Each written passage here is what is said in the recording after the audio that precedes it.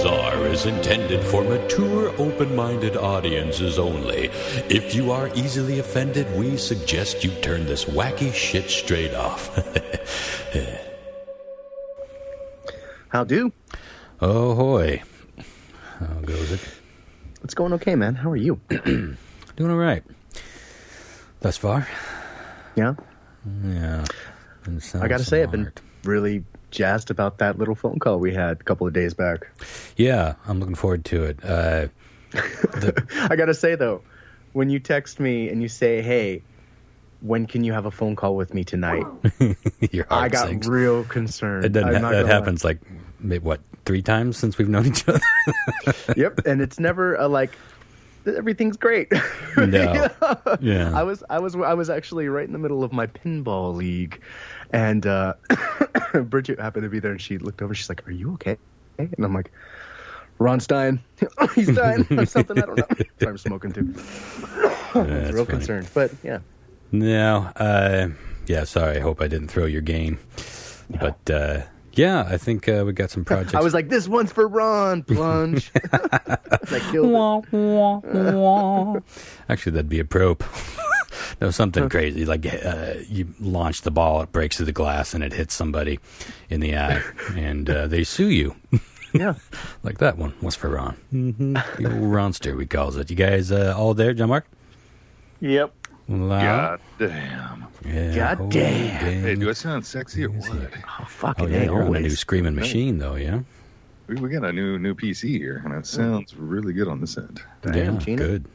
I wanted to do another round of grim and pleasant. We all had so much fun last time, and that got quite a bit of feedback. The downloads were maybe a little bit more than the other ones, but mostly I just had fun doing it, and they're relatively quick episodes to put together, and this was a comet week. We had to put the pesky magazine out, and it was a doozy. Whew, big old doozy this month. But, so that's what I'm going to be bringing. I'm going to be doing a couple of different categories, mostly focusing on bizarre and horrendous post-murder rituals or disposal techniques. And if we got time at the end of it, we'll do horrific items of quackery. We've talked about some of this stuff before. Like the vagina chainsaw? Yeah, I think that's what got it in my mind when that came up a couple episodes That's my back. new sex toy line I'm working on, by the way. Vagina chainsaw. Vagina chainsaw. That could work if it was like horror themed. Yeah, oh my God. Horror might be themed onto something here. chainsaws. Yeah, Friday the Girth team. Little hatchet for your snatch it. Ooh, let's see. This is the story writes itself. What else we got? Balloween? No, Halloweener would have been better. Halloweener. You guys got anything? I got nothing. It's too early in the show for spontaneity. Let me puff past a couple more times. Give us something good. But until then, I do want to talk a little bit about this broom story phenomenon. It seems to have culminated in the way that I predicted, but Lyle said that we were texting back and forth last night. And what's going on with that? I didn't really get the gist of the whole thing. The story, I didn't really either. The story changed from link to link, but the one I saw going around the most was that NASA said that there's some vortex in the gravity pole on this particular night, and for this night only, your broom will stand on end with minimal effort. And so everyone was like, holy shit, it actually works. Yeah. And people were taking pictures of their broom standing up. I'm like, what the fuck is this all of a sudden? It just seemed like it happened for like an hour. I didn't see anything building up to it. I didn't see anything afterward. But I had to go let my dog out. And I walked right by the broom. I was like, let me see here. And with just grabbing it and not even trying, my fucking broom stood up perfectly straight by itself on the bristles. Like, what?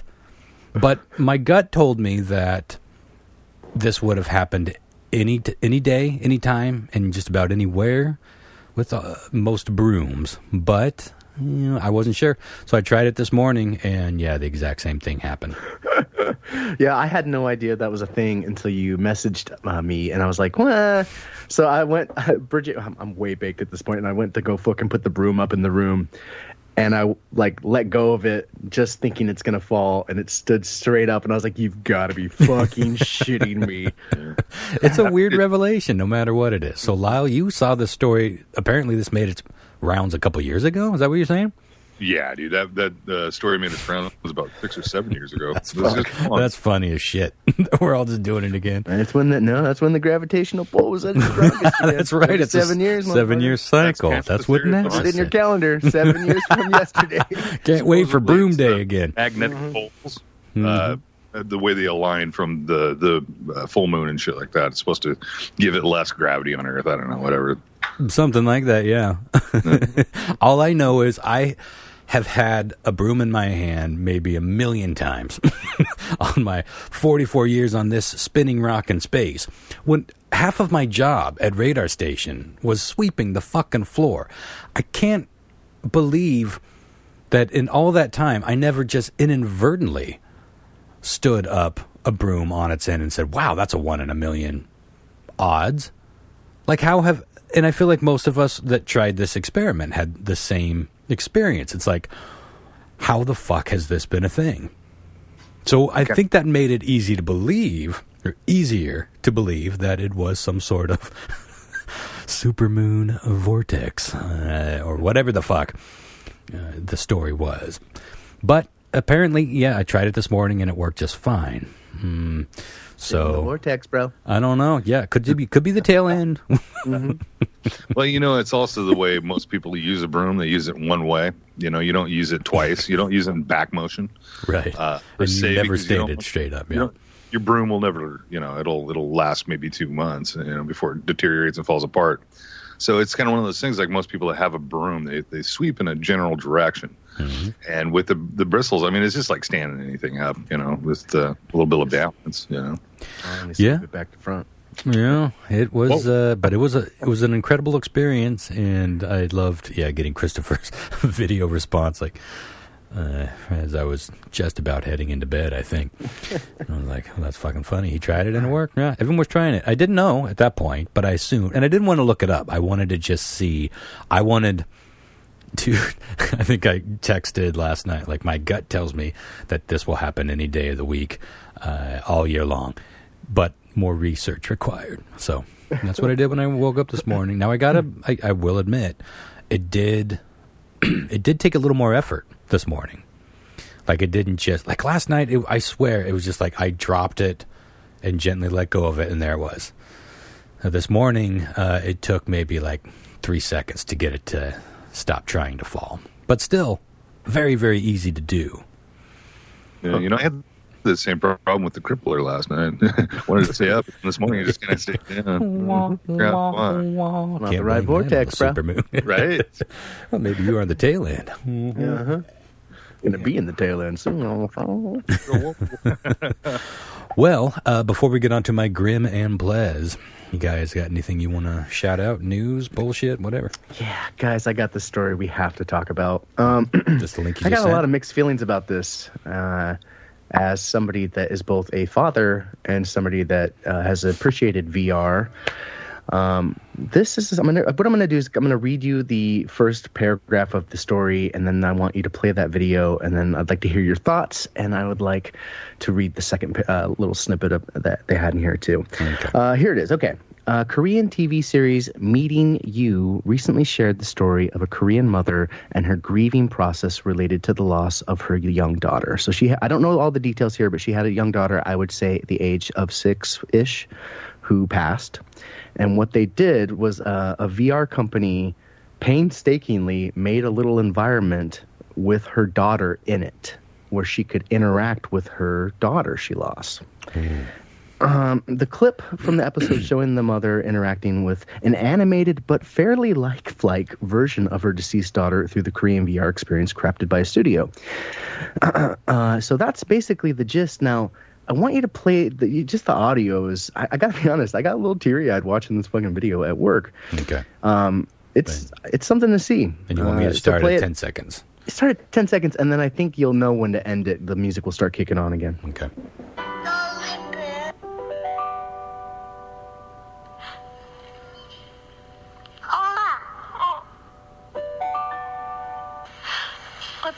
Oh,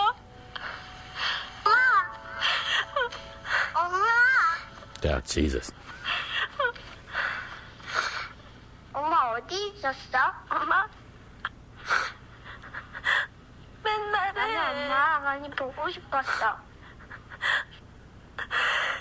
Your mom's reaching out to the little girl, standing in front of her, trying to feel her. Hands are going through her. Just a lot. This is about where you should kill it. Yeah. Wow. But how do you feel about that? Did you guys watch it? Have you seen this? I've seen the story before. Just listening to that skeeves me out. Yeah.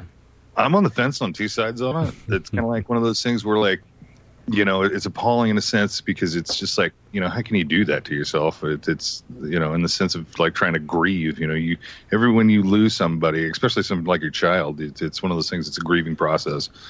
Eventually, you know, time heals all. But in the same sense, you know, I could see where something like that could actually there's no help the process on. But like with technology nowadays, if you think about like all the deep fake stuff and how much people are on, you know, everyday media, you can go through somebody's Facebook, just take clip pictures, you know, faces and stuff like that, feed it into one of those deep fake things, and you'd be able to do something like that from just a dummy inside of VR. You know, that's true. Might even be more realistic than at the phase, the stage we're at with VR. But yeah, I mean, it goes back to the old thing. I guess there's no wrong way to grieve as long as you're not hurting yourself or anybody else. But it does seem like it would. Yeah, I guess it's just up to the person. I don't know how this would help me personally. Like, see, I think that this would really fuck me up. Yeah. Like in the same way that even going through photos, you know, you got to work your way up to be. There's no missing somebody like missing the dead. You really got to work your way up to being able to look at a photo and then maybe listen into the voicemail that you can't get yourself to delete on your phone. I still have Josh's voicemails on my phone. I still have them. I don't know if I have any of Danny's at this point. I think that was before I had an iPhone. But everything that I had post iPhone is all somewhere, you know, that you can access them. Or at least last time I tried, you could. Maybe they're gone by now. But, and then, you know, video. So I don't know how, like those I think would be enough for me to hit all those notes. And knowing that I'm looking at something that is 100% fake, I think might weird me out too much.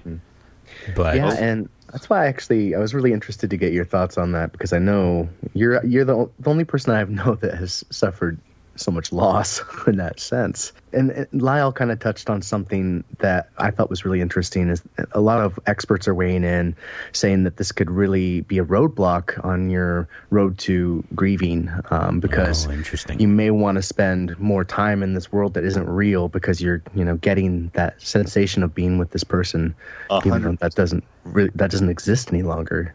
Jesus, well, that's like the saddest Twilight Zone ever, where you don't want to come back. You want to go to that virtual world because they're still alive in that world, and then you lose yourself in it. I definitely see that happening, but on the other hand, I think this is like everything else could go either way, right? Yeah, it could be therapeutic, right? It's going to be, it's totally going to be up to the individual. It's definitely one of those things that some people will be like unable to deal and just like go and live in there and just like die themselves. You know what I mean? Well, similarly, you know, the way we do funerals. So some people don't get the idea of an open casket funeral or you know, a viewing. Yeah, it is similar. And some people just need that. They need that closure. They need that thing. Or even if they don't need it or want it, they get something out of it. And other people are like, why the fuck would I want to go look at my buddy's body? I mean, it's a strange thing, and yet it,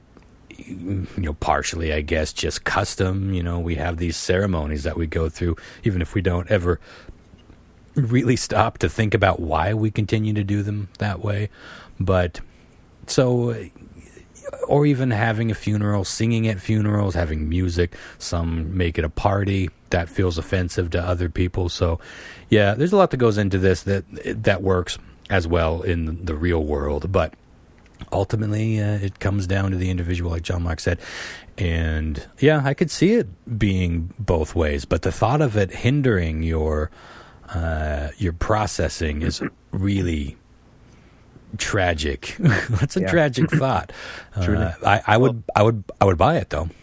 On the other side of it too, though, I mean, it could be therapeutically to use as a tool for closure. That's what I'm saying. If it was used right? If, like, I don't know. Exactly. Again, person to person. For instance, like and this is I don't know, kind of reluctant to even say this because this could be an amazing sci-fi fucking movie. But say if this is 100 years now from the future, and this technology of all the deep fakes and VR and 3D modeling is gone 3 times level what we have now.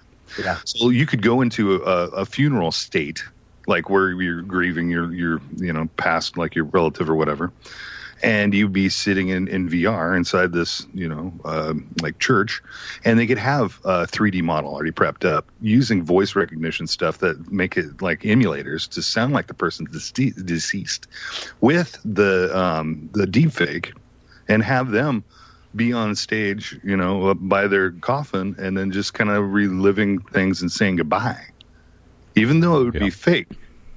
How fucking weird and amazing would that be? Well, certainly by then we will be virtual reality will be indistinguishable from reality. Yeah. And then some of this feeds into we never really wrote the story, but John Mark and I conceived a graphic novel dealing with this sort of thing. We called it The Orchard, and I'm sure we talked about it on the old show to some degree, where it's a lot like The Matrix, but the thing is that the people, whereas the Matrix, people were slowly waking up to it, depending on which pill they took, and discovering that this whole thing has been a con, and the reason and why has that thing. That was the shtick of the Matrix. And it went crazy, of course.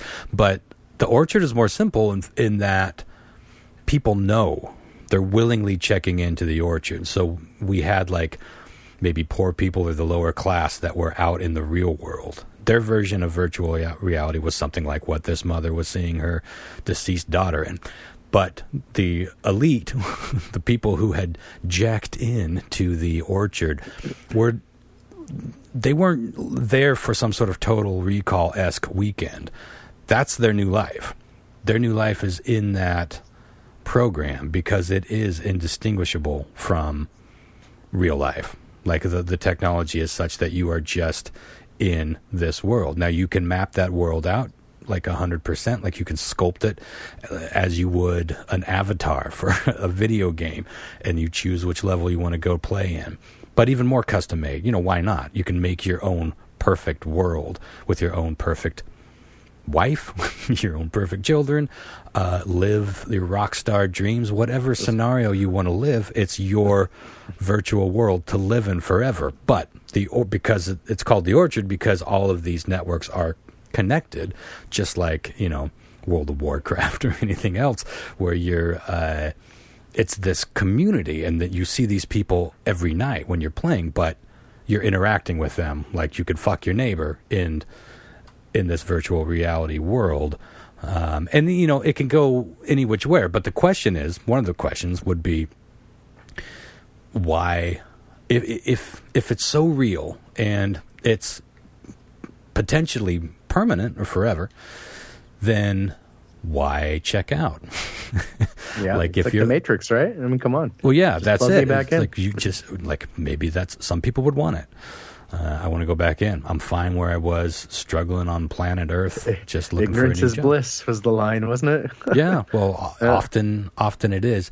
And so, but in the future, I don't think it'll take even 100 years. I think in a few decades, we're going to be dealing with some really interesting psychological issues with how virtual or how real virtual reality is becoming. And between that and sex robots and us going further and further online, I mean, you can see something lining up right now. Like, you can see the early stages of it with people that are constantly on social media.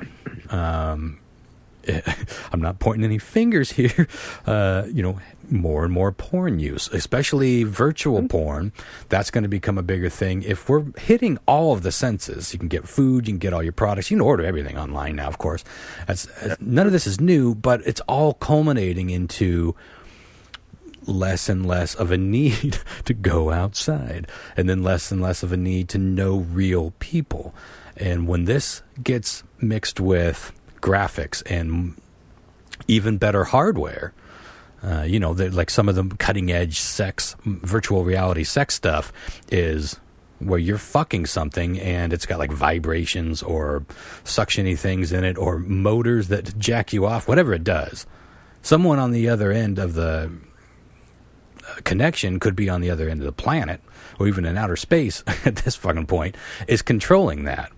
And maybe there's a device where you're both that stuff is all going to grow, and pretty soon it's going to be pretty confusing. And yeah, so there's the choice, well, which kind of world do you want to live in? Will the real world become sort of like what vinyl became, which is like, you know what, I kind of miss having the thing in my hand, and that's what all the hipsters will be into. No, I'm going to go watch an actual movie in an actual theater. It's like, peasant. But then there's also the question of, will our minds be able to just go in and out of it? Who's to say that we're not just going to break our fucking brains? Like this shit is meat up here. Tap your skull. What's going on in there is meat and gelatinous materials and arteries. It has no way of really knowing everything that we are about to unleash upon it. And I mean, why else is going on a virtual ride exciting? We know we're not on a real ride, but there's something that happens in our brain, when we're at those Disneyland up on the screen things, and a little motion on your seat is all you need to complete the pitch. Our mind does the rest, but once that goes so fucking far into the next couple of gens of virtual reality, I'm always more interested in what that psychological damage or evolution is going to look like. And that's kind of the first time I'd ever heard it phrased with something so simple like that, like something as simple as grieving. That's a process. And no matter how many times you go through it, it's the same fucking process. And you can tell yourself, well, I've been here before, at least to some degree. Death or grieving process is really the same. But you know that there was once a time when you're like, well, I'm never going to fucking laugh again. Or the world has changed forever. And of course it has. And you will never see the world the same when that person's gone. But you go through these steps, and if we are doing anything to fuck with going through those steps, that's one of many boxes that we are checking off toward our brains just not knowing what to do. And yeah, either they'll go completely schizoid or they will evolve to adapt, I guess. That's a complicated issue, but ultimately, I'm bothered by what I just saw. Mm-hmm. I mean, I didn't get the feeling that woman was like so happy to see her little girl. I felt like it was just reliving the desperation. And I mean, just the way she was clutching at this, it broke my heart. It really did. Yeah, we may be twisting the knife a little when we do something like that. Mm-hmm. But I don't know. I'm dying to hear some feedback on that one. This is an interesting topic, and it goes so many directions. So we'd love to hear you guys commenting, Facebook, email, whatever. If you're doing it on Facebook, just find the episode. I post the episode every week, of course. Comment under that. I'd like to know what you guys think. Where do you land on all of that? Not just... And we'll post that video, too. You can actually watch it and comment on that specifically. But also, this philosophy in general. Like, where are we going to go? And ultimately, how are we going to deal with it as meat sacks? Fragile, fragile little meat sacks. Good Lord. We can go schizoid over one crazy event in our life. Or one little dent in your brain. So... I guess this is a slow evolution, so maybe our brains are kind of keeping up. If you brought somebody from the Middle Ages into modern society, maybe their brains would break. I don't know. Or maybe you would be able to explain to them, no, you traveled in time, and they would be able to adjust. We don't fucking know how that shit works. We have no data. Fucking curious, though. I came across a cool new documentary coming out for the old Moth, man. I thought that was pretty awesome. What's it called? It's just a Mothman Legacy. It's you can go into YouTube and check it out. They have a trailer, a little teaser. Yeah. But I didn't know Fallout 76 was kind of wrapped around old Mothman. The video game from Fallout, which is a huge flop and still kind of is. But it was a flop on Mothman. Well, there is a Mothman in the game, yeah. There's actually a town in Point Pleasant that's in the game, and something else. What was it? West Virginia song. Oh, West Virginia. Boom, boom, boom. Yeah, I remember when Mothman first came on the radar for most of us, and it was for me it was like a little bit before that movie came out, and then once the movie came out, it was like all this thing, and people were looking for Mothman and 9/11 footage in the smoke over Iraq, and everywhere that something bad or catastrophic was happening. I got into it for a little bit, but ultimately that story just never really gripped me. Like, it's just not... it's a great character. We made it one of our cryptid dolls. Remember that? The Space Pod cryptid dolls? Mothy Man.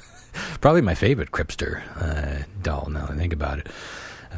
But, yeah, what do you guys think? You put any credence into the Mothman story? Or is it something that you're interested in pursuing?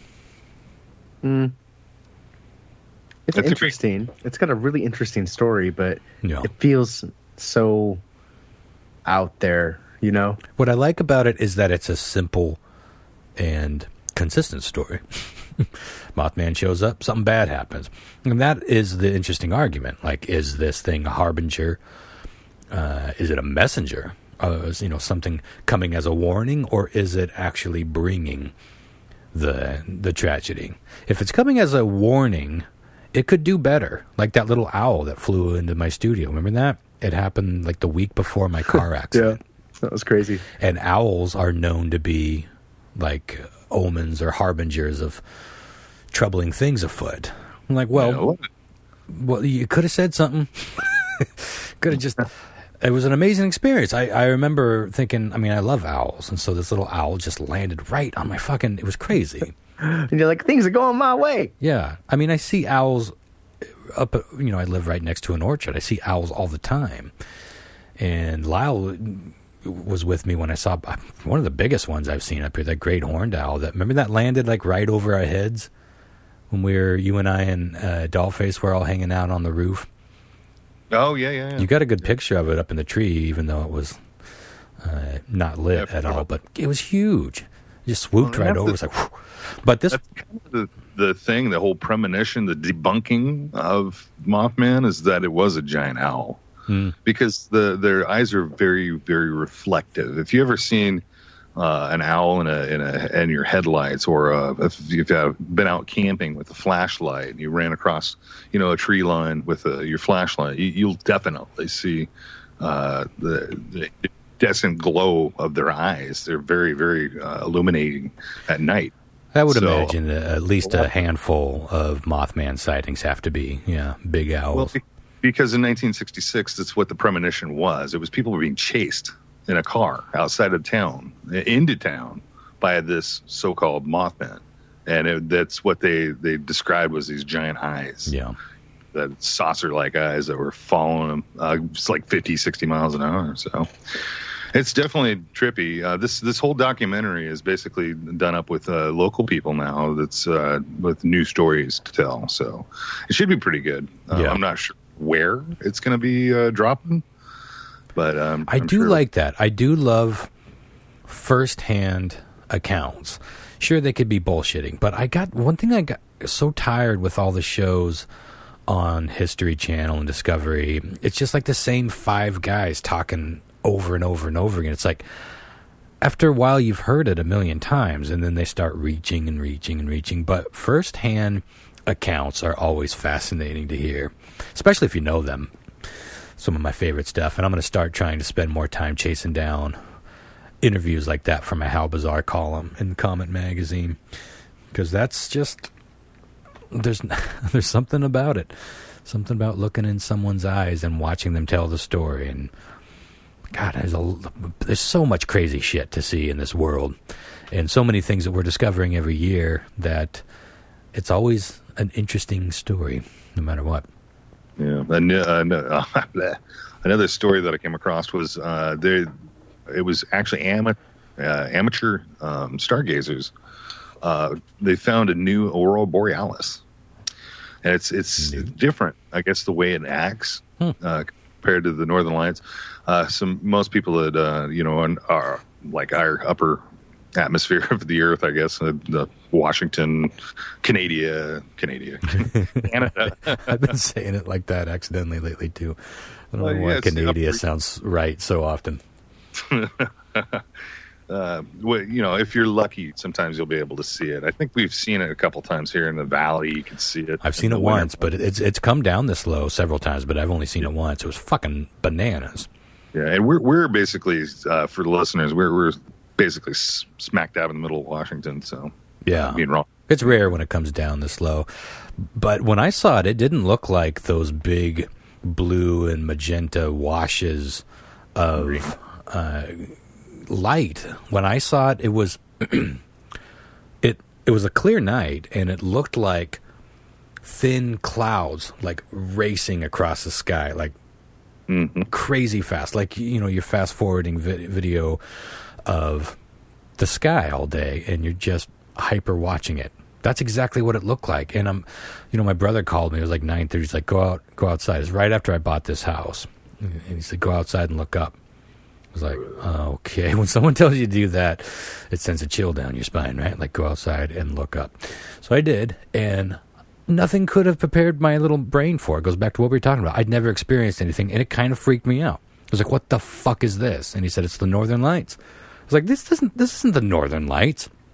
Where's the big, pretty, slow-moving green washes in magenta? Calming magenta. What I'm seeing looks like the rider on a pale horse. This is the end times, Rajai. It was fucking madness. But that's what I'm saying. Like there are so many weird things, and I've seen that exactly once in my entire life.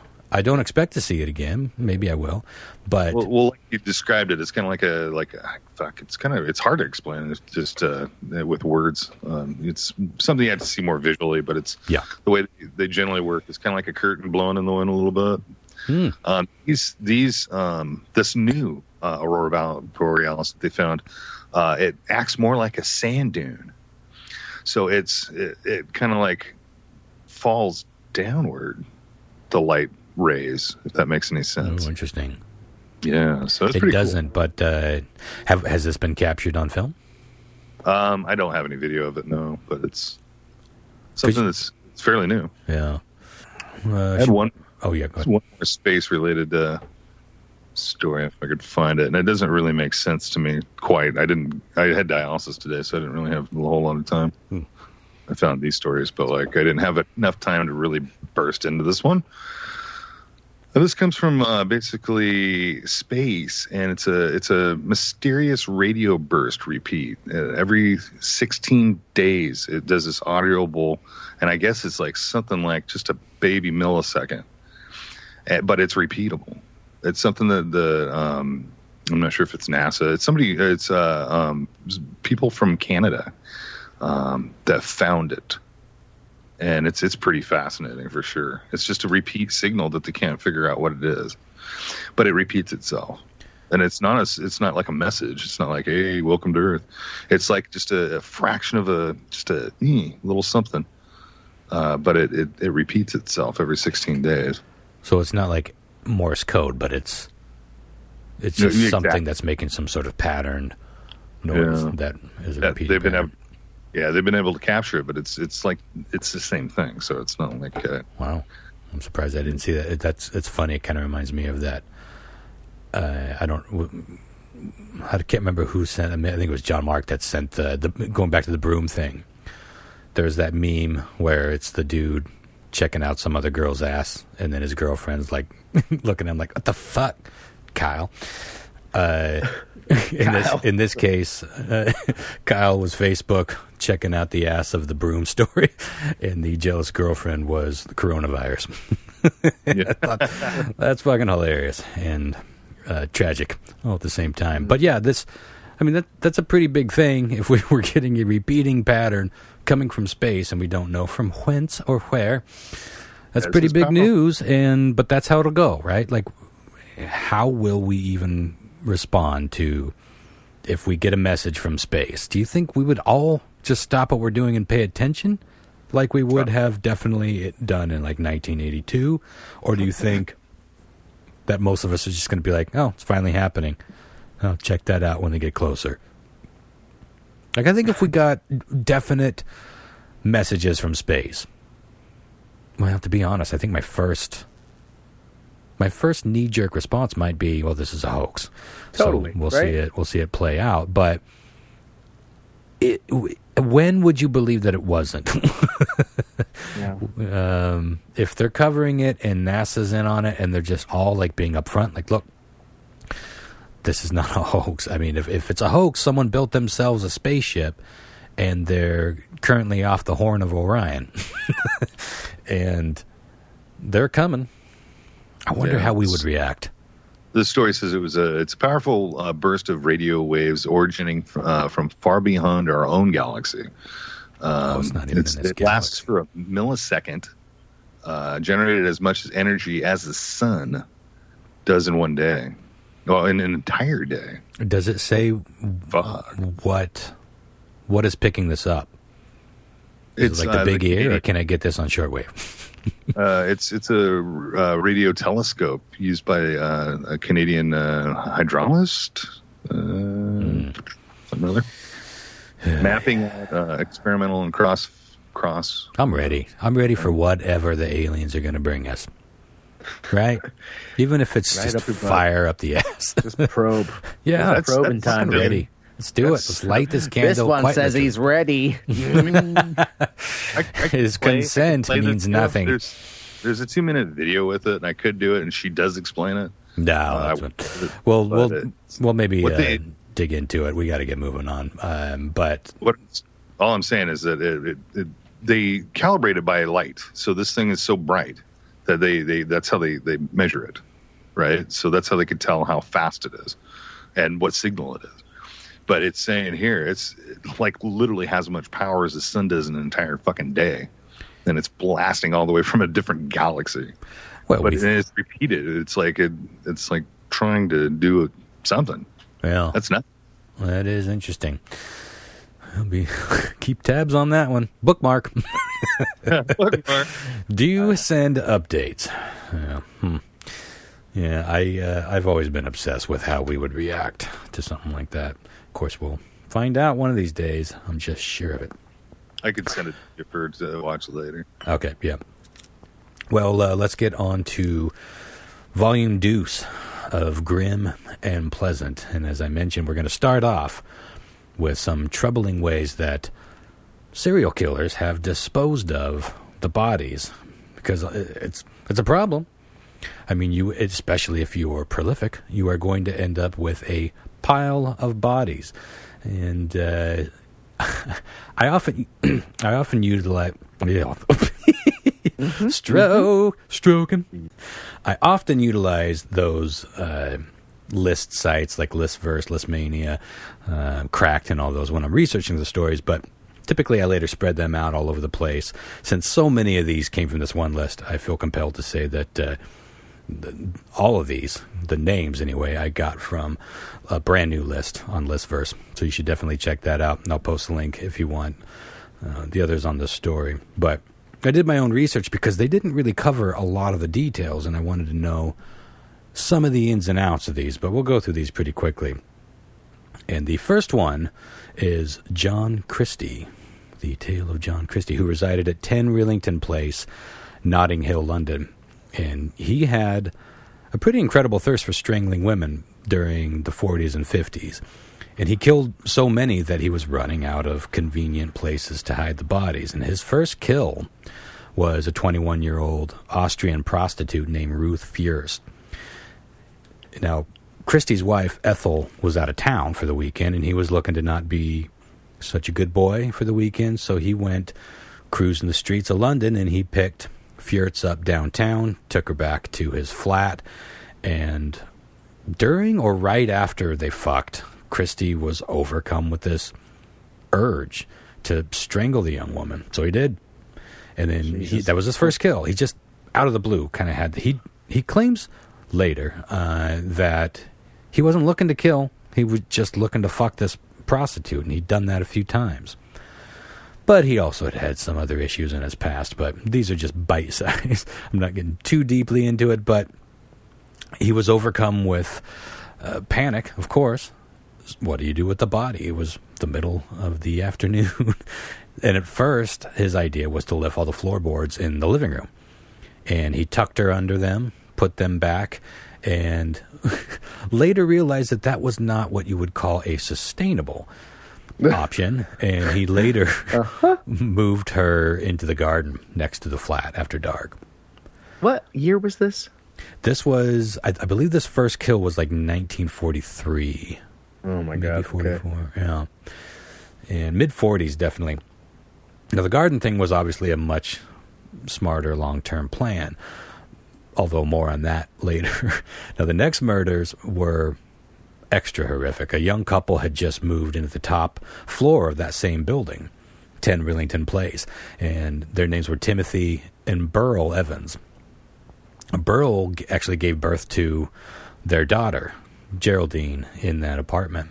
And a year later, Burl was pregnant with another baby when she went missing. Timothy went to the cops and told them that he thought the guy downstairs might have something to do with it. He'd been looking suspicious. He'd been trying to get Burl into his apartment, and maybe she had been in there, for tea or whatever, and he was feeling weird about that. But the cops went out, they interviewed Christie, they looked around, they found no trace, they found no nothing. A few days later, Burl and Geraldine, the little girl, and Burl's tiny fetus were all found wrapped in blankets in a nearby sewer drain. Police then accused Burl's husband for the murders and even claimed that he admitted it when they had him isolated down in the downtown, as they say. And although later Evans denied this, and at one point he even said that Burl died from a botched abortion that Timothy had paid John Christie to give her. None of this made any sense to the cops, so Christie ended up testifying that he heard Timothy fighting with Burrell all the time, and that he thought Timothy was guilty. And the court agreed, and Timothy was hanged for those murders. As it later turned out, it was Christie. But moving ahead to 1953, Christie decides that instead of always having to wait for his wife to leave town so he could fucking kill, he could just kill her and do whatever he wanted. So that's what he did. Strangled her while she was sleeping. And over the next few years, the garden near the flats, just body by body by body, started filling up. And he no longer had room to practically bury out in this little courtyard garden. So, going back to maybe not necessarily the most sustainable and long-term idea, Christie started to pull down some of the wall boards of his kitchen alcove and stuff the bodies in there. Then tapped the boards back into place and then covered it with new wallpaper. And, he wasn't killing all the time. It could be a year or two before he would kill again. But when he would kill again, he just tore the wallpaper off, pulled out the planks, stuffed another body in, and re-wallpapered it. Finally, of course, as he got more prolific, the smell was too much to bear, so Christie just moved out. Oh my God! That's simply moved out. Like, well, this is a problem for the next guy, right? And the next guy moved in, and it took them about 2 days to go looking for the source of the horrid stench, and they discovered it as soon as they started looking. There were actually, I think, 4 bodies of victims in that wall. Of obviously variable states of decomposition. Some of them look like they were probably just down to skeletons, and the others were fairly fresh. because his last victim was right before he moved out. And Christie just didn't do that math or didn't think to care that someone was going to go nosing near that wall. But he was eventually hanged for his crimes. And even though Christie is often thought to be a necrophiliac, authorities say he's an even rarer breed, where he would rape his victims while they were alive, continue raping them as they were dying, and continue raping them after they were dead. Now that, my friends, is grim. Very grim. Yes. One more grim. Gary Heidnik. Between 1986 and 1987, Gary Heidnik tormented the city of Philadelphia, and it was bad enough that he was kidnapping women. Worse, that he was torturing them. But that's not even the worst part of the story. And when you hear that, you know it goes places. So he would kidnap these, for whatever reason, they were all black women, young black women. That was his preference, apparently. And he would chain them up. Usually, I mean, he had to start somewhere, but he would add to the collection. They were all chained up together, like they were all in this horror movie scenario. In this little pit, he dug through his basement foundation to get to even a creepier and more dank state of environment for these poor humans to live the rest of their short lives. And he basically raped them whenever he felt like it. He'd leave them chained for days. He'd let them go days without food and water. In fact, one of the women, Sandra Lindsay, essentially died from a fever related to starvation. And one of the dude's favorite forms of torture was electric shock. And many of these girls were captive at the same time, like I said. And one night he found 3 of them together, put them in the hole, filled it with water, and forced another one of his prisoners to electrocute them using an exposed extension cord plugged into the wall. And Deborah Dudley was one of these electrocution victims. And Heidnik tortured a couple of the victims by taping their mouths shut while he slowly stabbed them in their ears with a screwdriver. Lordy. Can you imagine that fucking pain, man? Anyone who's had like a bad earache from an ear infection? Whew, Jesus, now. Yeah, now, if all of this wasn't enough, Gary Heidnik took it to the next level. Whenever one of his victims would die, either intentionally or due to starvation or some sort of infection, he would chop their bodies up, put their remains in a food processor, mix it up with some dog food, and force feed the other victims. That's how they survived. If they wanted to eat, they were going to eat dog food and Julie that they just saw get stabbed to death in the ear. That's some fucking next level shit, man. Yeah. And I mean, this would be far-fetched. You're going to have to put one of those bitches in VR. In a horror movie. Yeah. And yet we know that this is how it happened. And the reason we know is because on March 23rd, 1987, the dude abducted another girl named Agnes Adams. The next day, unbelievably, Agnes convinced Heidnik to let her go home to visit her family if she promised to come right back. Oh my God! One of the other victims helped convince Gary Heidnik to do this. I don't know, but he did. Said yes, and she made it about a block away, where she found the first payphone to call 911. Wow! And now at his trial, Heidnik claimed that the women were already chained up in the house when he moved in. That was his excuse. I just found them like this. Yeah, not the worst defense, right? Hey, look. Ow. They're already chained up when I moved in. I was just utilizing that convenience, that's all. Anyway, the dude was eventually executed by lethal injection in 1999, and seemingly the last person to be executed in Pennsylvania. So, grim. After that, you guys deserve a pleasant break, don't you think? Yes, please. Mm-hmm. The Ding Dong from the Hostess Company first hit the scene in the mid-1960s. And, cream-filled pastries were certainly nothing new.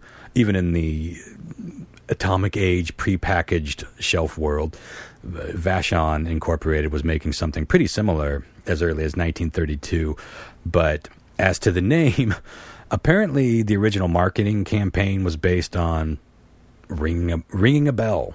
That's It's as simple as that. And at some point, they wisely moved on to having an actual cartoon mascot for the snack called King Ding Dong. You remember King Ding Dong? Oh, I remember. No. I'm going to play this clip from a 1960s commercial featuring the Good King. Flavored boat is sailing around a fudgy moat to a chocolate-flavored castle. This must be King Ding Dong's castle. Look at all those ding Must be. dongs. Thanks, King Ding Dong. When you eat a Hostess Ding Dong, there's a whole Look at all those ding dongs. each and every bite. Cream filling, too. Delicious Hostess Ding Dongs. You'll find a chocolate-flavored world in every bite. God, that sounds like a fucking nightmare. Yeah, it's even worse when you see it. I forgot about King Ding Dong. Or I repressed him. Hashtag me too, apparently. But he's very familiar once you see him, though. It's like, oh, yeah, that guy. But anywho. Now, there was scandal afoot. Ding Dong related scandal, folks. An East Coast company based, or an East Coast based company called Drake's Cakes had a similar product called Ring Dings. And I feel like I remember Ring Dings, but maybe not. And for years and years on the East Coast, they had to make up new marketing, new packaging, and they called Ding Dongs Big Wheels. But, and of course, Ding Dongs are still in production today, although Hostess filed for bankruptcy in 2012, and production of all those spongy snacks just stopped. Remember that shit? How people were like flocking to the stores to grab the last boxes of Twinkies? Yep. It was called the Great Twinkie Panic of 13 or 2012, but it was all of them. It was like everything, Ding Dongs included. King Ding Dong was about to be ejected from the throne. But I just want to see how many times I can get you to say King Ding Dong in one episode. Fucking fun to say. Look at all the ding dongs. But Apollo Global Management and Metropolis Company acquired the brand and at all the factories and basically everything in 2013. So I don't think production had stopped, but given the fact that they made a bunch of these things and they're basically good for 15 years on a shelf life, we never really did have a shortage. I think we're back in business within less than a year. But I love me a frozen ding dong. Have you ever freeze? No, it sounds great. You know, it's elegant. It's just elegant. I got that idea from Kelly Clarkson. I read. We were just chilling. Yeah. And I looked over from my suntan and I said, yeah, "Okay." But she was being interviewed about being a fatty, like all the media just has to, because she's not, rail thin. And I always feel bad for her. But she's just like, I exercise, I move a lot, but she's like, I'm damn sure going to have me a frozen ding dong. And I was like, frozen ding dong? Like, I'm going to try that. I feel like I went right to the store and bought ding dongs and put them in the freezer, and I never looked back. You dropped what you were doing? Mm-hmm. I got to try them shits. Yeah, I wish I could still eat them, but I guarantee you, it changes everything. It changes everything. And you can still enjoy your room temp ding dong. But some of us like to go to town on a nice cold one. Oh, all right. More grim. It's gotten too sweet around here. The next one is a pretty well-known legend, but some of these details I'd never heard, and that is the story of Robert the Pig Farmer Picton. Settle in for this one, kids. This goes back to the mid-1980s in Vancouver. Picton wasn't a terribly prolific serial killer that we know of. He claimed to be, but over 3 or 4 years, he killed, that we know of, 6 women. And he had an odd method. I mean, sometimes he would stab them, but his weapon of choice was, more often than not, injecting the women with ding dong. Frozen. I'm King Ding Dong. You're going to be mead to death. Well, frozen ding dong might be able to kill somebody. Yes, I'm saying going to be mead to death. But his weapon of choice was injecting women with antifreeze. Now, I'm a huge fan of like Forensic Files and 48 Hour, all those I can't get enough murder documentaries. I know a lot of us are that way, especially people that are going to be listening to the show. antifreeze has been used to poison a lot of people, and it's horrible because you basically get like a really bad stomach bug, and then you die really quickly because what happens is it starts to shut your kidneys down, and then your liver, and then everything else just goes. It's a pretty horrible death, but if you're injecting it, I'm guessing that's all amplified. And it's hard to look for. They got to be looking specifically for antifreeze before they would necessarily see it. They've probably since added it to a typical postmortem. Go ahead, Lau. That takes the fun out of it. It tastes so sweet. Mm-hmm. I've been working underneath like a vehicle or something, changing something, and have a radiator hose fucking pull off and get a mouthful of antifreeze and spit it out. Well, very sweet. It tastes like sugar water. Yeah, a lot of kids have died drinking it because of that, and it's very brightly colored. Pets for sure.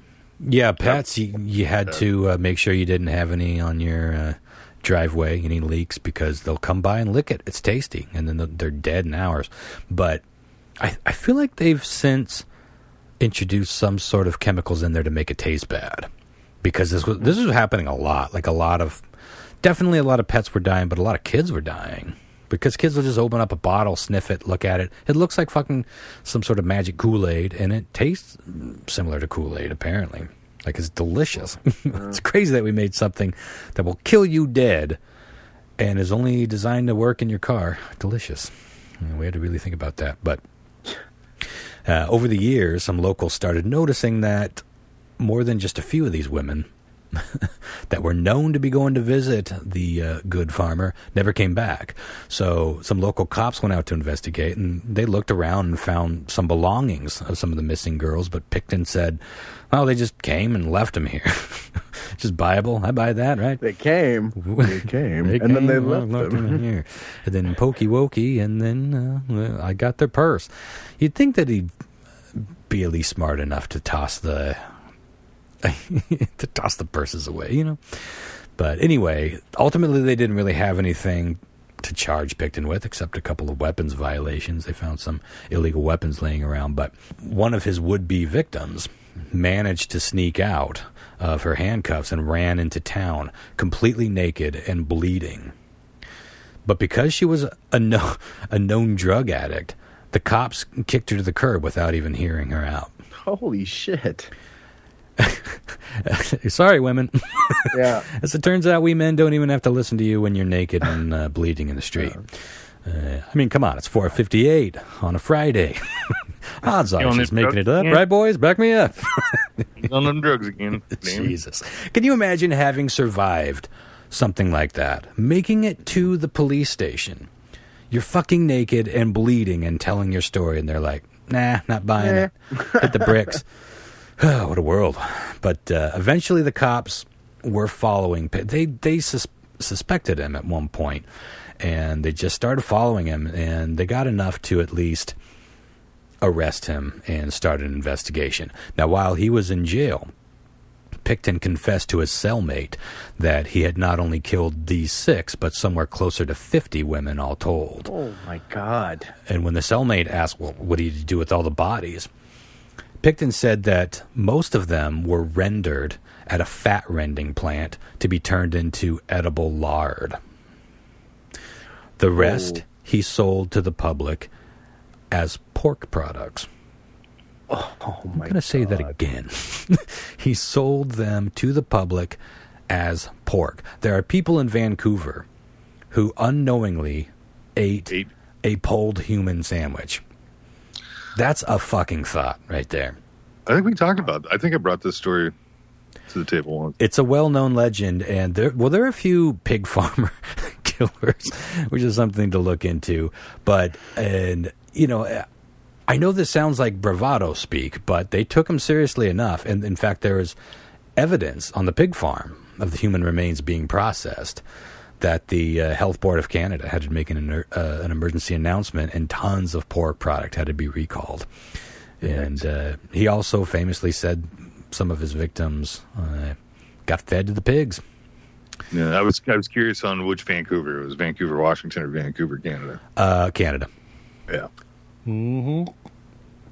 Yeah, I should have specified. Okay, one last disposable grim story before we move on to a pleasant break, and then back into horrific items of quackery. We'll move through those quickly. I only got a couple. Amidst the repeal of Prohibition, Joe Ball opened a tavern in Elmendorf, I believe is how you pronounce it, Elmendorf, Texas. That's a hell of a name.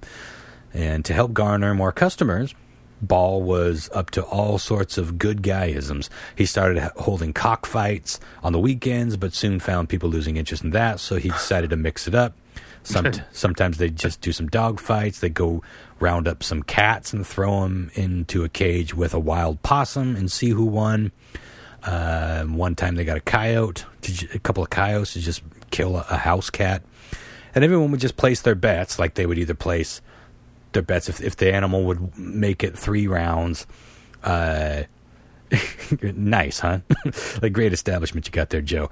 But eventually, all of that ended up, he decided to go a bit more locally exotic, and he started rounding himself up some alligators.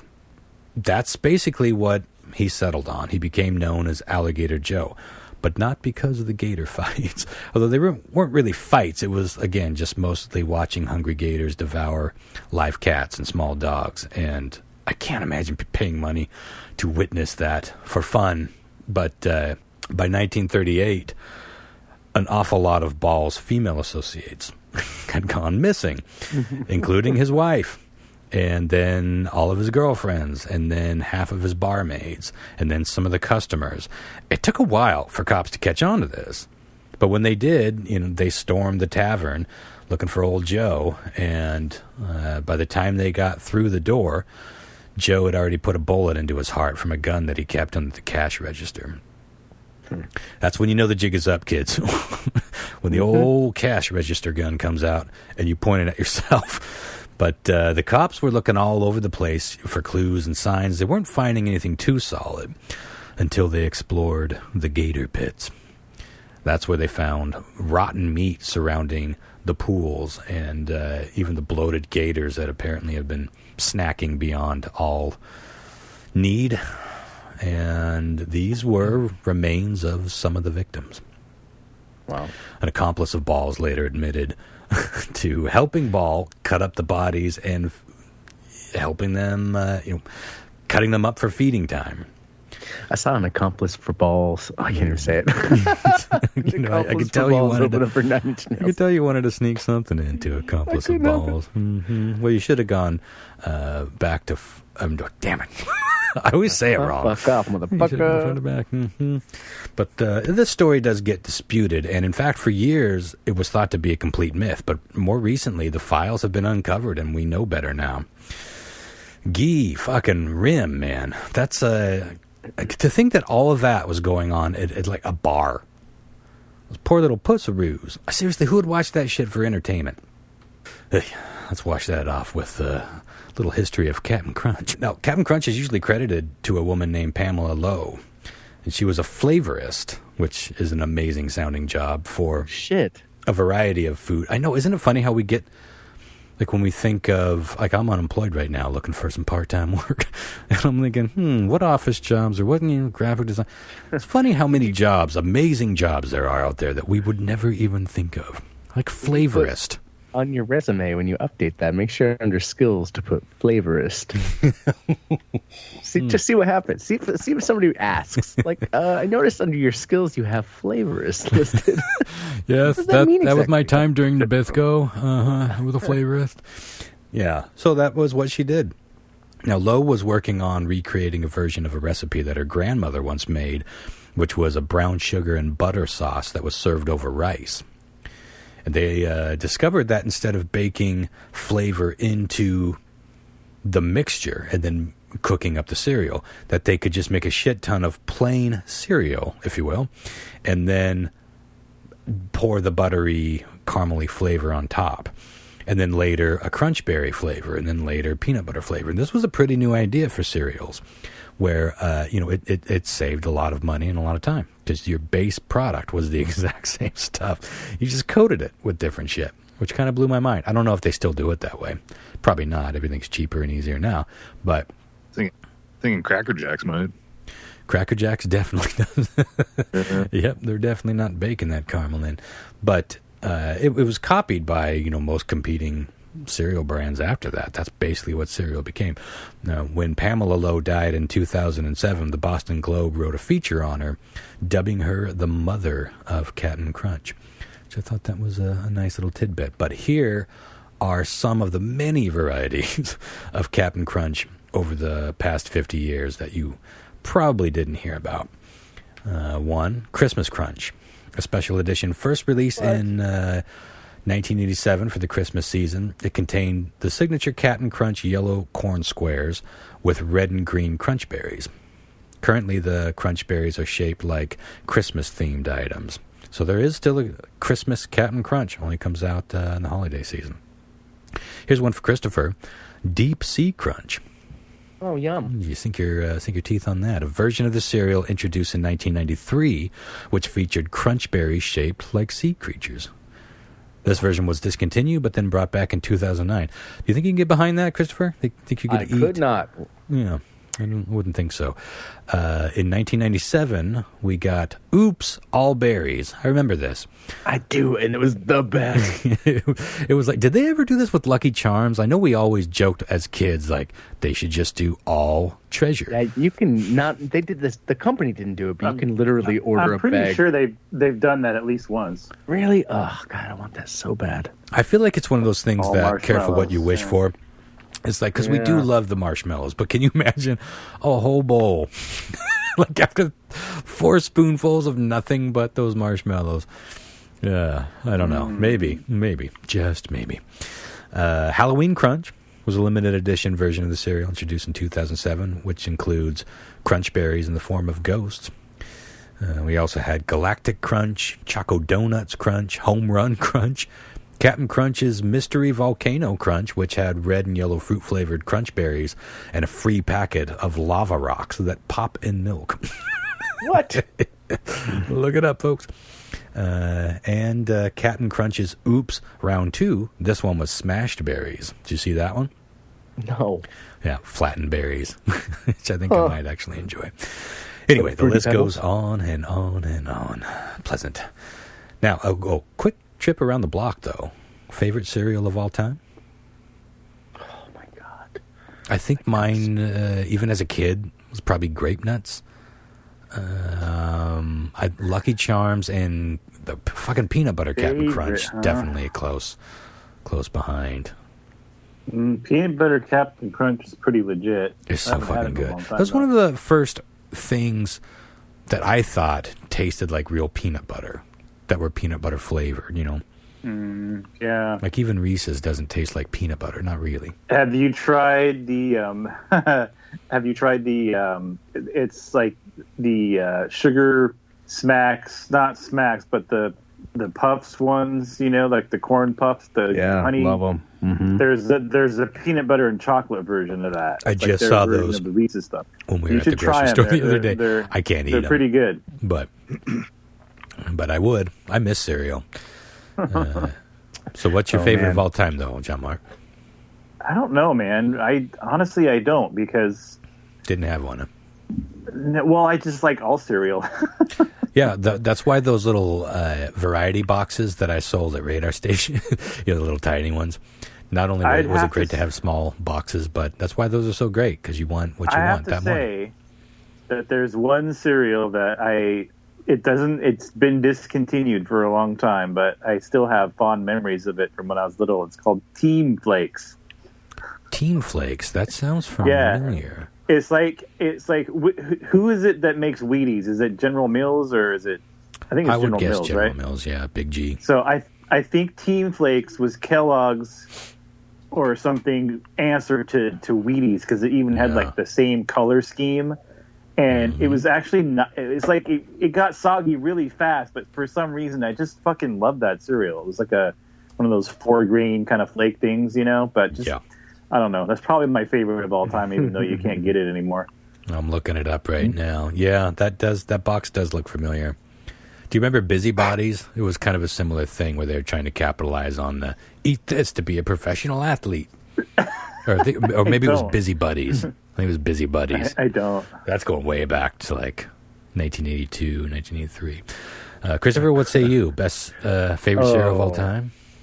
As a former fat kid, there is nary a cereal I would turn down. I mean, I love all. Grape Nuts, give them to me. Yeah. Fruit Loops, I'm into it.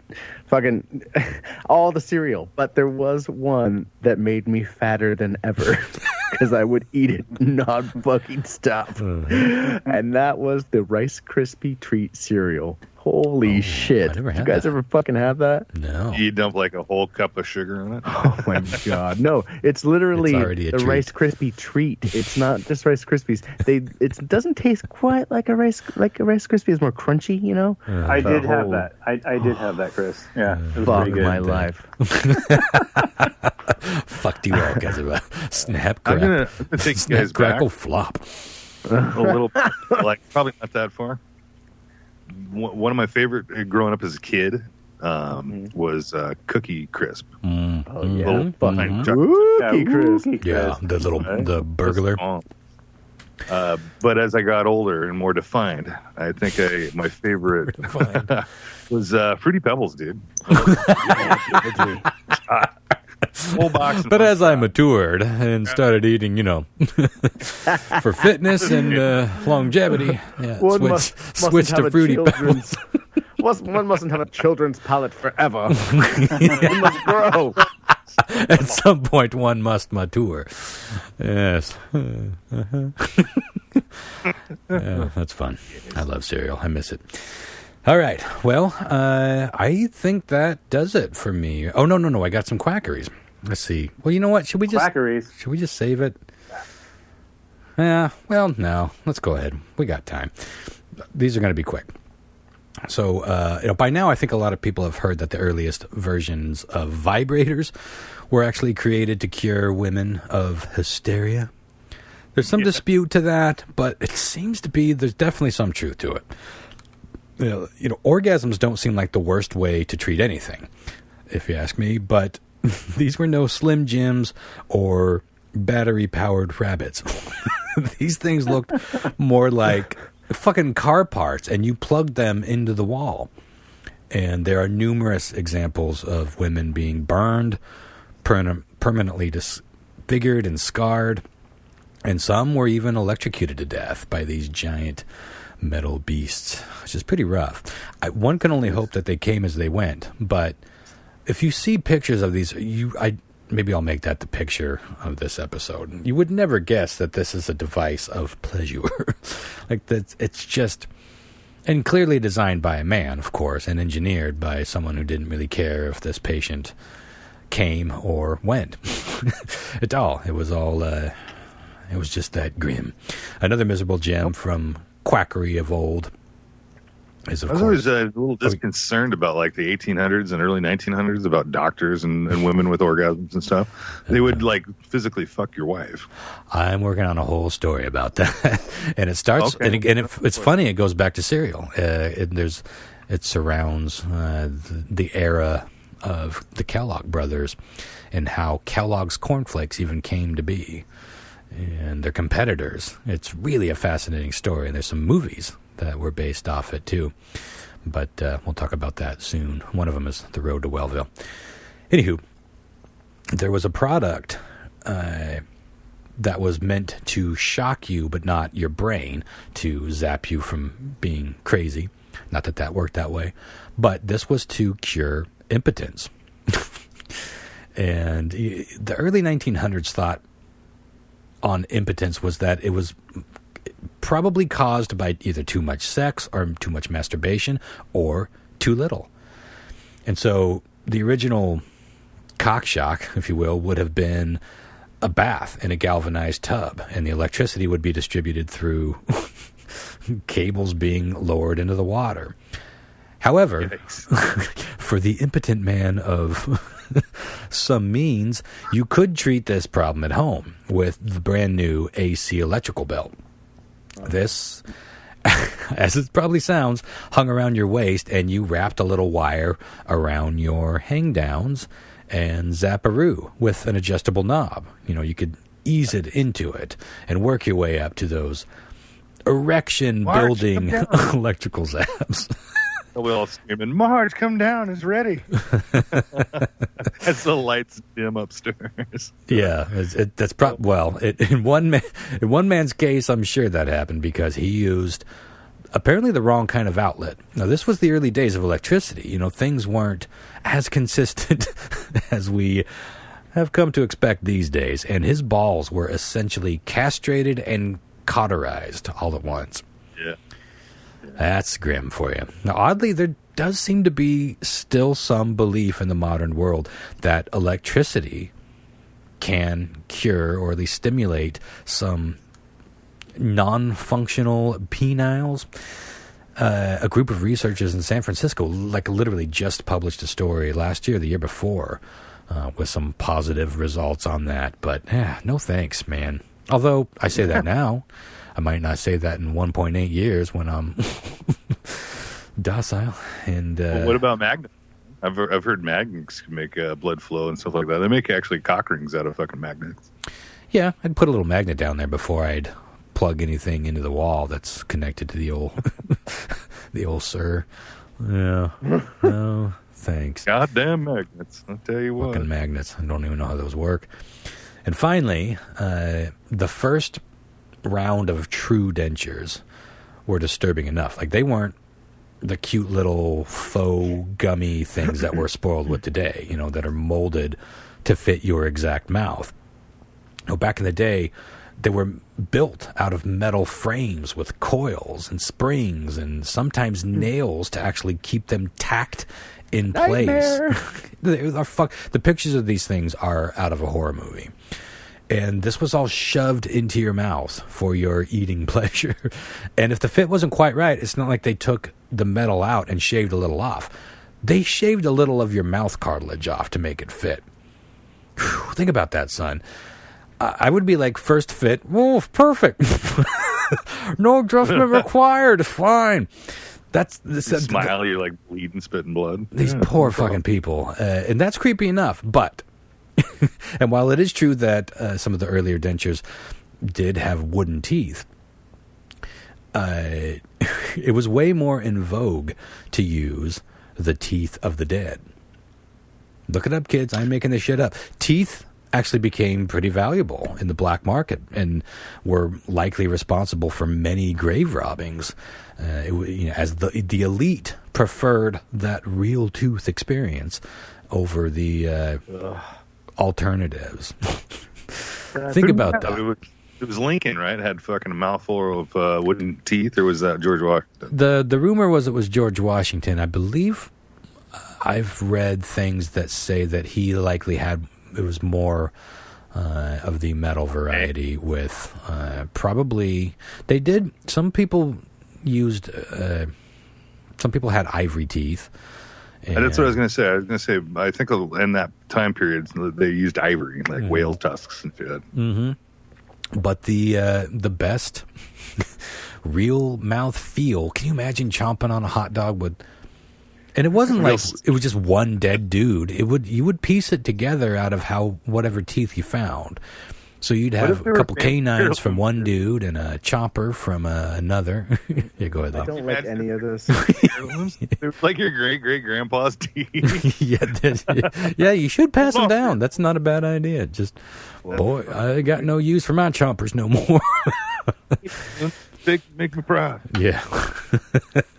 You snack on as much bush as... Okay, that doesn't make any kind of sense. Oh, my. Mm-hmm. Well, let's end on one more pleasant, and this one's quick, but exciting. Tater tots. Invented in 1953. And I thought it's crazy to think about a time before tater tots, isn't it? Like, not all that long ago, either. The Ore-Ida Company... founders F. Nephi Grigg and Golden Grigg. And I invite you to take a moment to enjoy those names. F. Nephi Grigg and Golden Grigg. Mm-hmm, mm-hmm. Get over here, Golden Grigg. What do we got on here? Looks like a golden Grigg. Although it sounds like a decent cereal. Anyway, a really bad sitcom. Golden Griggs. What would we do without Golden Grigg? They were trying to utilize all of these slivers and leftover pulp from the taters that were being made into French fries and potato chips. So they chopped them all up, mashed them up, and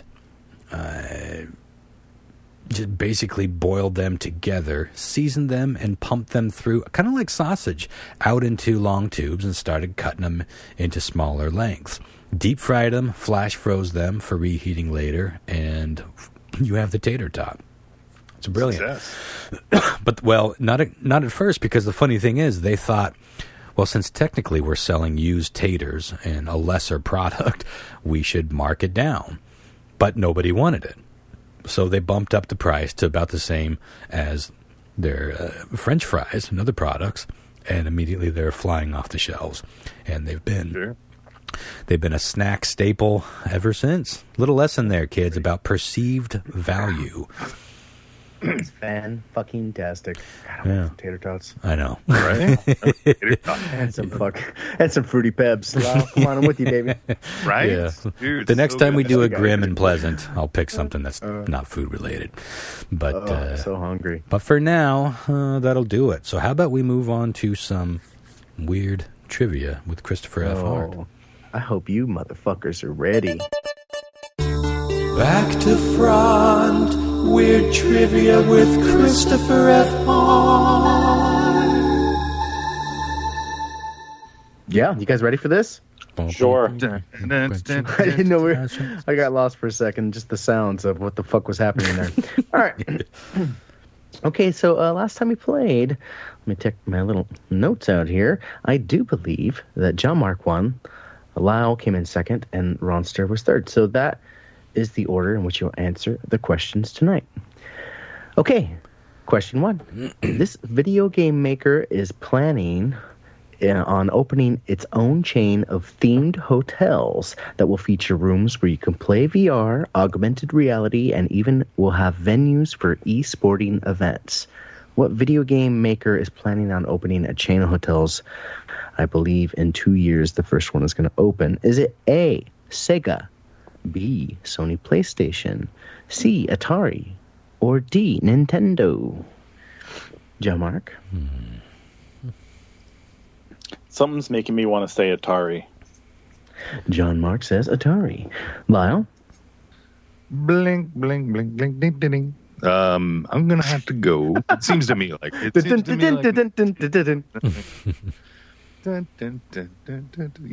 definitely Nintendo. Okay, Ronster. Sega. Huh? That seems like a wild card. I feel like it's Atari or NES. I think I'm going to go NES. Okay. Question 2. Speaking of themed experiences, in the same vein, this franchise... funny you should say that. This franchise will soon have a themed cruise experience. In 2021, you can go on an 8 or 16-day cruise filled with endless activities, celebrity guests, panels, and more. What franchise are we talking about that's going to get its own cruise experience? Is it A, Star Wars? That'd be dope. Is it B, Game of Thrones? That'd be dope. That could be scary. Is it C, the Marvel Cinematic Universe? Yeah. I was hoping Lyle would say, that'd be dope again. Or was it D, Pornhub? Now that would be dope. Pornhub cruise. Celebrity guests, how could you possibly? Panels, endless experiences. I've already got tickets, guys. Let's go. We'll do John Mark. Fucking live. What were the options again? The options, my good sir, were Star Wars, Game of Thrones, MCU, or Pornhub. Man, I really wanted to say Harry Potter, but that wasn't one of the options. So, nope. No, but Harry Potter might be. Yeah, the answer's D. That's actually a panel on the Pornhub. I'm gonna go. I think I'm gonna say I'm gonna say at a Marvel Cinematic Universe. Was that what?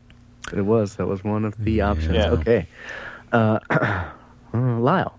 I gotta go with the Pornhub thing, dude. Baby, when in You know how doubt. much of a moneymaker that would be? 16 days, dude. In the middle of, dude, we're talking fucking, what do they selling call that? boner pills and margaritas the whole way through. But maritime law or maritime law? Maritime Nothing law. fucking Oh, matters good point. Yeah. Dude, that would be What is it called? insane. Undesignated waters? 16 days. Well, let's be honest. The waters have all Right been up. charted on that cruise. That's, I want to go with Pornhub, but I feel like that's a law. I feel like it's a liability nightmare. Okay. John Mark went with the Marvel universe. I was leaning toward that. I like the idea of Game of Thrones on the sea, even though it had, well, none of these, I guess, have anything to do with the ocean. Yeah, I'll go Game of Thrones. Okay. Question 3. A new bill that's being introduced in Virginia would finally make it legal for people to do this. Is it A?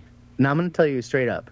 This is a law that is largely overlooked because it's recognized as bullshit. Okay. But they haven't repealed it till they're just about to do it. No, I love these. Is it A? It's not legal to adopt children not of their own race. Wait.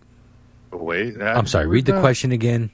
A new bill that's being introduced in Virginia would finally make it legal for people to do this. Is it A, adopt children not of their own race? Gotcha. Okay.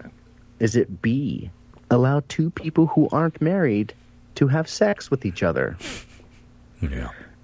Is it C, watch R-rated movies at the cinemas on Sundays? Oh, boy, this is going to be tough. Or is it D, use the word fuck in pub?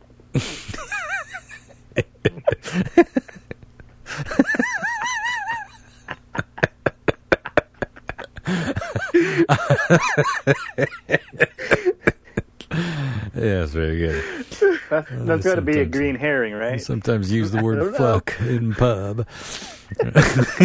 Don't use that word fuck in pub. That should be on a t-shirt. I use the word fucking pub. Okay. So, Mark. I'm just going to have to go with use the word fuck in pub just out on principle. Fair enough. Yeah. All right, don't use them I'm words. sorry. One more time where this was. Virginia. Virginia. Good Lord. Good old Virginia. West Virginia. I'm going to go with the old Catholic way of not sleeping, not having sexual intercourse with somebody you're not married with. Okay. Yeah. Ronster. God. I'm leaning toward that too. That's such an old-fashioned thing. I mean, specifically saying fucking pub sounds great. Look, we all know it looks great on a t-shirt, but Yeah, right. can you write a law banning saying fucking pub? Sure, you could be public cursing anyway. I'm going to go with, there's a lot of southern states. I felt like there were a lot of southern states that still have fornication laws. That's what they're called. That you can't have anal sex. Even if you're married in some states. We did a show on this years ago. Maybe they've changed. But I remember there being at least some place in the U.S. that you can't legally have anal sex, even if you're married, because it's just... Filthy. It's filthy back there. Sure. Where do you think AIDS comes from? It's crazy that these things... I guess we just kind of forget about them and move on more than we still uphold them. But it is funny how some of these things are still in place. But yeah, I'll go with... Yeah. Unlawful fucking. The one in Washington? About the sex of animals? Those, like Mr. Hands shit? It's legal. Yeah, Mr. Hands. Uh-huh. Good old Mr. Hands. Local hero. Died as he lived. Whew. Indeed. Just do a quick Google. Don't look. I was just going to say, don't look it up. Or don't. I've had so many people tell me they've looked it up, specifically from our podcast. And I got to say, it kind of makes me feel weird because it's like, where does that put us? We're peddlers of something, right? I'm fine being a smut peddler, and I'm fine being a filth peddler, and maybe saying offensive things here and there. But you're not sure you feel being a guy fucked to death by a horse peddler? I don't know about a combination of bestiality and faces of death peddling. I don't know. I feel like that's maybe a couple of gears too far, but there it is. There it fucking is. Well, moving on. just educating is all. Yeah, I guess so. We are educating. Yeah. Question 4 happens to be a Florida Daily Dubs. Shit. Speaking of alligator. Ding, ding, ding, ding. Mm-hmm. Beautiful. Crisp. A Florida woman was arrested at her place of employment when she tried to buy an 8-ball of meth for $85 from an undercover police officer. Where did she work and what did she do? Where was she arrested while on the job? Is the fact that it was $85 key? No. Okay, because I don't know how much an 8-ball would cost. Yeah. Was it A, a pawn shop? No. Was it A first grade teacher at a school? Oh, that'd be sad. Was it B, a drug rehabilitation counselor at a rehab center? Yeah. That rings true. Was it C, was she a judge at a courthouse? Ooh, I like that one. Or was it D, was she a police officer at a police station? I like that one too.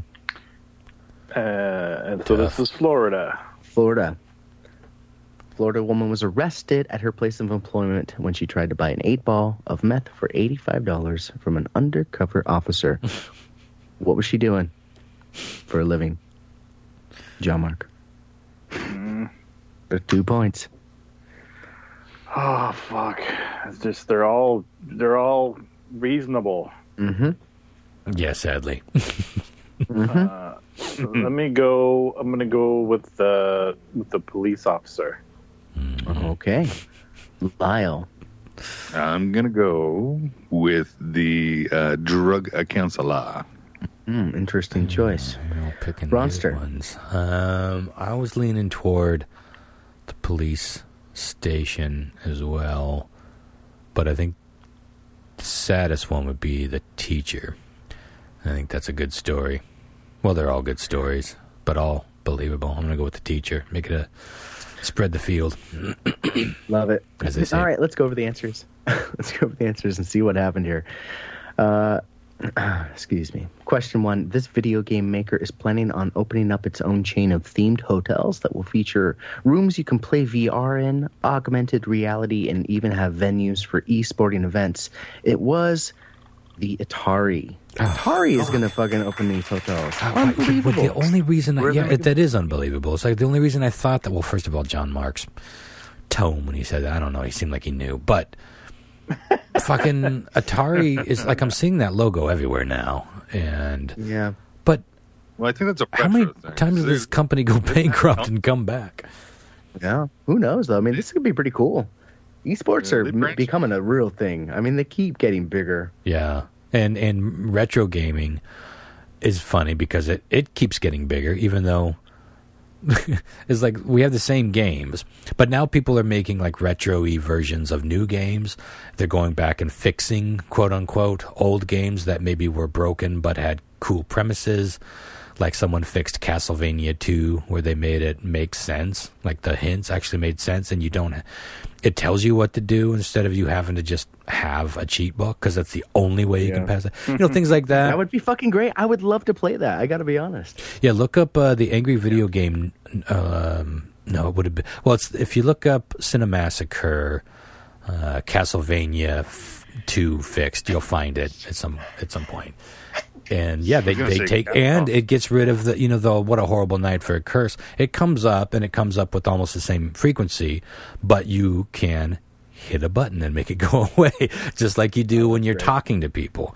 So yeah, those are fixes, I think. So retro gaming will never really go away. It's funny how that too is growing, and people are out there collecting and paying top dollar for Atari games. Fucking hilarious. Yeah. I was going to say Capcom's actually redid Resident Evil 2, and they're in the midst of doing Resident Evil 3 remakes. Mm-hmm. They're going to be huge. I mean, the first 2 was pretty huge, and 3 that's coming out next month is going to be really big. Yeah. Just while we're on video games, I got to say, I heard that Disney is working with. They're remastering Knights of the Old Republic 1 and 2 into one game. Like they're redoing it like the Final Fantasy remake, and then adding a third element that ties everything into the current set of movies. And Disney's working with them on that. And that's anyone that's ever played those games know that they're basically the best Star Wars games that have ever been released. They're fucking phenomenal. So that's really exciting to me. I'm really excited about that one. Anyway, sorry. I'm curious on if they're going to really dive deep into the animations. They're going to actually remake it. I think it's going to be a complete remake with both the games combined and a third element. Yeah, I mean, like it really could be something cool for us gamers. All right, let's see. John Mark got that correct for a point, putting him in the lead. Question 2. Strange place for him to be. Spy. Yeah, strangely. Speaking of themed experiences, in the same vein, this franchise will soon have a themed cruise experience. In 2021, you can go on an 8 or 16-day cruise filled with endless activities, celebrity guests, panels, and more. We were talking about Game of Thrones, motherfuckers. Yeah. I really wasn't expecting to get that right. No. Yeah. I think that would be fucking great. All of those sound really fun, though, right? Come on. They do all sound really fun, yeah. I mean, the Pornhub one. My problem with the Pornhub one, I think I said that really weird.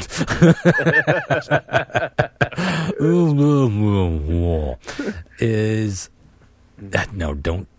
If I go to porn, I go to Pornhub. So this is not me throwing stones, Christopher.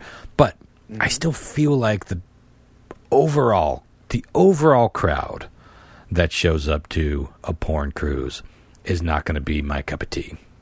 Oh, absolutely not. Yeah, it'd be more like kind of like going to a gaming convention. Bunch of smelly, fat people. I picture a bunch of like a nude beach before. I picture a bunch of like overly like 2,000 ab crunches a day, douchey bros. I don't know. That's who I picture. I just picture a bunch of douchebags. Absolutely. And then a handful of normal people thinking like, oh my God, I didn't think this through. Can you imagine the sadness of the aquatic sea life that would die from all the condoms being thrown overboard? He's like, well, what else should die? The radius of dead wildlife around that vessel. For 16 months or 16 days. They'd have to put the entire ship in a giant condom to set that thing on the seas, yeah. Sorry, it took me a moment to get that one out of my brain. All right. Ronster got that correct, which makes him tied with John Mark for a point of pop here. Question 3. A new bill that's being introduced in Virginia would finally make it legal for people who aren't married to fuck. Oh, great. Yeah. Nice. Lyle and Ron got that correct for a point of pop. So Ronster's in the lead with 2 points, and John Mark and Lyle have 1. This is a weird situation right now, because we're coming into Florida Daily Dubs territory. Oh, right. Yeah. Well, it'll be decided here. Well, maybe. A Florida... You ready for this? Y'all ready for this? Got our things mixed up. A Florida woman was arrested at her place of employment when she tried to buy an 8-ball of meth for $85 from an undercover police officer. Where did she work and what did she do? She was a first-grade teacher at a school, which means Roster got that correct with an additional 2 points added to his score. You're the winner, big guy. It happened. It happened organically. God damn. I only cheated 2 times. Good job. Yeah. It is. Fucking great. I'm adding this to your overall win number. I'm kind of shocked. Every time I chose something, it's like, no, that's not it. Although that's how it usually goes. When I'm confident, that's when I lose. And I'm usually confident. What is that? Why am I confident? I don't know. Well, I'm not confident that I'll win the game, but I'm confident. Obviously, I'm confident in my answers, or I wouldn't choose them. Sometimes I choose them just because I want. Like I was tempted to go with Pornhub Cruise, but ultimately I thought that doesn't sound legal. Huh? I said I choose when I want it. Yeah. It's like, yeah, that seems awesome. Yeah, I do kind of mix it up. Anywho, it's good to be back on top. I won't let it go to my head. Well done, sir. Yeah, another solid round. Always tricky. Tricky stuff.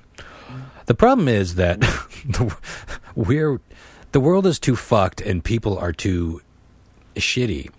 So everything plays. Every answer you could ever come up with, for the most part, is going to play.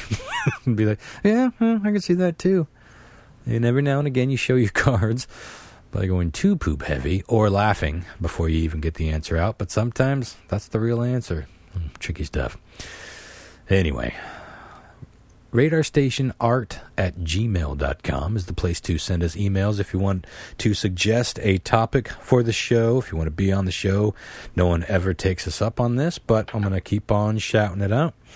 Tell a spooky story. Just jump on at the end of the show and play for a prize on weird trivia, and the prize may be glory, or it may be something cheap. I can't know.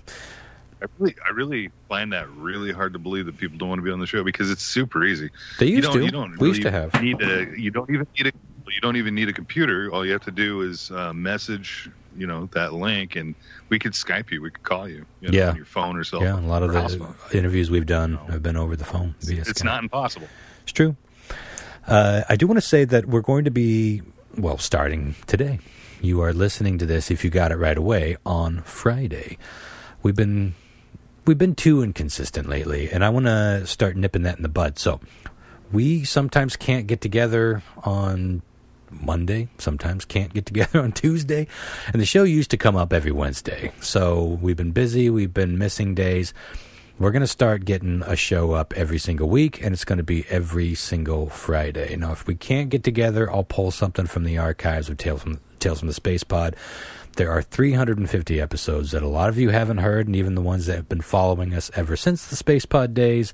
I won't pick a show that we've reran soon, or recent, I should say.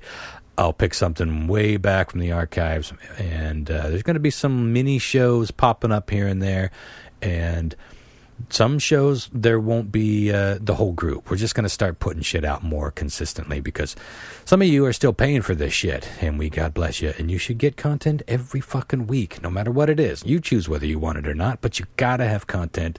So we're going to get back into that.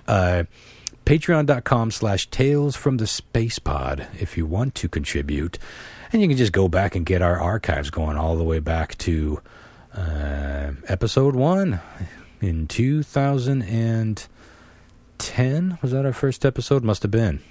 Key rhyming. Back in the day with Sassy and oh my God, it was such a different thing back then. It's worth, you only have to pay $1 a month to get those archives. Oh, by the way, it just occurred to me, the Tales from the Space Pod website is no longer up, so I'm going to have to make a new menu.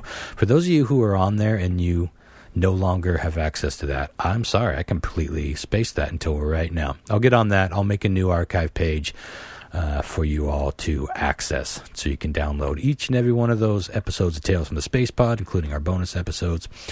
And anywho, Patreon.com/Tales from the Space Pod. $1 fucker or more gets access to those. $5 fuckers or more gets access to that, and all of our bonus episodes, bonus contents, videos, all sorts of things that we got, and we have more coming all the time, or will. Anyway, tune in next week. We will be talking about 9/11. Until then, take care of your butt and each other. Good night, guys. Good night, y'all. Bye.